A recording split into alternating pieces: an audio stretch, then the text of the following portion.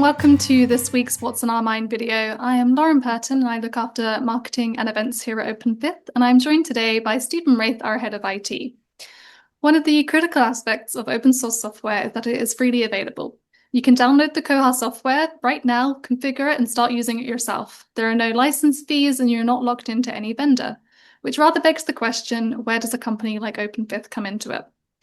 We provide a whole suite of managed services to free up libraries and their teams to do what they do best. This includes hosting, data migration, implementation, training, monitoring, upgrades, security, ongoing support, bespoke development, representing our libraries within the open source communities, and much more. So Stephen, from an infrastructure perspective, when a library chooses a managed service like Open5th over doing it themselves, what are they actually handing over to us? Well, basically, it's all the complicated and annoying parts of maintaining a server. So installation, configuration, firewalls, security patching, operating system updates, and so forth. Beyond that, there's also the support, training, and development side of things. So if you find a problem, you don't have to research it and fix it yourself. We can do that for you. Lovely. So let's dig a little bit more into each of those, starting with the kind of hardware and hosting. Where do these servers live and how do you choose the right server for each library? Well, at the moment, the servers live in one of four places. So we have Amazon Web Services and DigitalOcean, who are two big hyperscale providers who focus mostly on VMs, but also other services that we don't tend to use. We also have Mythic Beasts, who are UK-based, and they do provide VMs, but their primary interest for us is the physical servers they can provide, which are useful for larger hosts. We also have a company called UpCloud, who are solely based in the EU, and they are for those who, for a number of reasons, don't particularly want to be hosted with AWS or DigitalOcean. This typically comes down to data sovereignty reasons. Nice. And when the server's been selected, let's move on to implementation. What do you and the team do when installing and configuring a Koha system, for example? Well, what we do is less than we used to, because we've got the magical robot hands of automation to help us these days. But the high level sort of overview is that we install the base operating system, which is Debian Linux. We'll configure the firewall, the remote management side. So if you've ever seen a TV show where someone's showing something being hacked and it's got a big screen of white text scrolling past, that's SSH usually. And then we'll pop on the monitoring so we can see if something's going a bit skewiff. And the last step, functionally, is to install the actual platform itself. So the instance we're talking about, it would be Koha, but it could be Aspen or Atom or DSpace.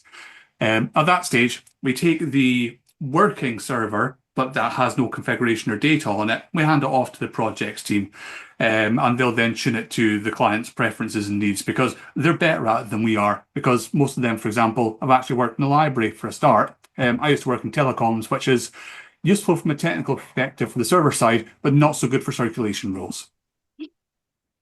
Lovely. I always thought that the hacker text would be green and not white, but maybe I'm just thinking of the Matrix. You forgot about orange. Gotta love the orange text. So now the software is set up and ready to go, how do you make sure everything stays up and running smoothly day to day? Well, this is where the monitoring comes in. So we use an open source system called Zabbix, and it's something that can poke the server in a variety of interesting and exciting ways and can pull pretty much any statistic from the server that you'd like. So memory usage, disk space, CPU usage, system load, which sounds like it might be similar to CPU usage, but it's different. Please don't ask. And also things like network usage and network stability. But I can go further than that. So you can customize it so that, let's say your indexing system falls over. Your indexing system falling over doesn't stop Koha from actually presenting itself to the world in the web browser.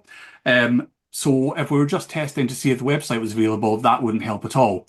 But Zabbix can dig down deeper and find subservices like indexing or SIP2 and let us know if that's being problematic. And we find that quite often. If, for example, SIP goes down, we're already working on it by the time that you spotted it, verified what's going on, and have put a ticket into us. And what about when it comes to keeping everything current and stable? How do we handle updates? Well, there's two main ways we handle this. So for the server, there's unattended upgrades. This is part of the Debian Linux operating system that basically behaves like Windows Update or Mac OS Update on your computer. But because Debian is a server operating system, and it's also a server operating system that's explicitly intended to be very boring, it's Mhm. stable, calm, and sensible. The updates they provide aren't big feature set changes or anything. They're typically security and performance updates. So that makes managing the servers quite straightforward in that respect. When it comes to doing big updates, because obviously in the same way that Windows 10 goes to Windows 11, Debian 11 also goes to Debian 12. We don't let it do that automatically because it does require a little bit of hand holding, but we can do all that hand holding again with the automation robot and let it do the clickety tapping for us. And that keeps things consistent in that respect because everyone's upgrade gets done in the same way and everyone's upgrade can be done in the same way because everyone's server build was done in the same way. So it keeps things the same effectively across the platform. As for the actual software itself, we do manage our own versions of Koa and Aspen, so we can control when the updates go out, and we can use the same unattended upgrades packaging system for that as well. So we set a flag that says the new version of Koa is available, and overnight, unattended upgrades will install that. And that's used for patching versions, so small changes in Koa. Again, like Debian, not massive feature changes, just security bugs and fixes.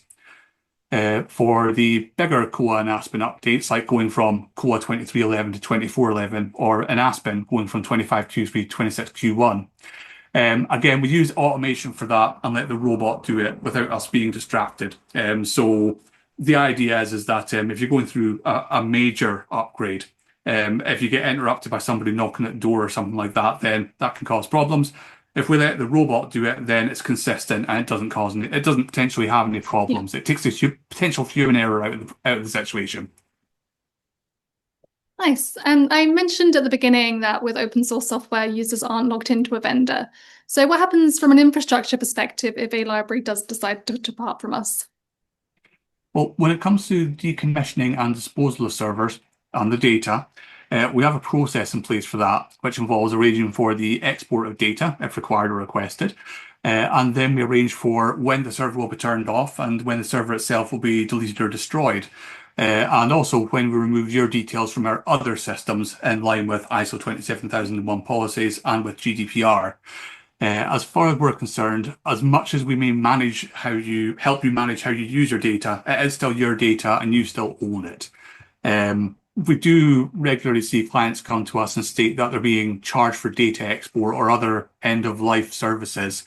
And that's not something we're really on board with. Because as much as we'd like to hope that customers do want to stay with us, our focus is on treating customers fairly and freeing up library teams to do what they need to do, no matter what part of the actual process they're with us with, be it joining us or leaving us. Mhm.